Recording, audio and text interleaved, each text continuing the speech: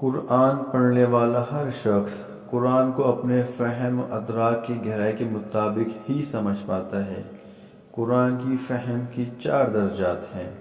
پہلا درجہ ظاہری معنی ہے اور زیادہ تر اکثریت اسی پر قناعت کیے ہوئے ہے۔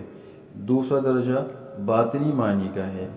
تیسرا درجہ ان باطنی معنوں کا باطن ہے اور چوتھا درجہ اس قدر عمیق معنوں کا حامل ہے کہ زبان ان کے بیان پر قادر ہی نہیں ہو سکتی، چنانچہ یہ ناقابل بیان ہے۔ علماء فقہ جو شریعت کے احکامات پر غور و خوض کرتے رہتے ہیں، یہ پہلے درجے پر ہیں۔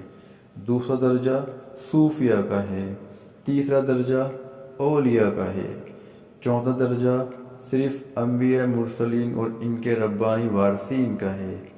پس تم کسی انسان کے اللہ تعالیٰ کے ساتھ تعلق اور اس کے تعلق کی نوعیت کو اپنے قیاس سے جاننے کی فکر نہ کیا کرو۔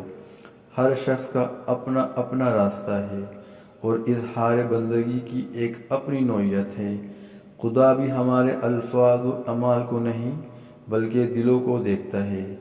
یہ مذہبی رسم و رواج بذات خود مقصود نہیں ہے، اصل چیز تو دل کی پاکیزگی ہے۔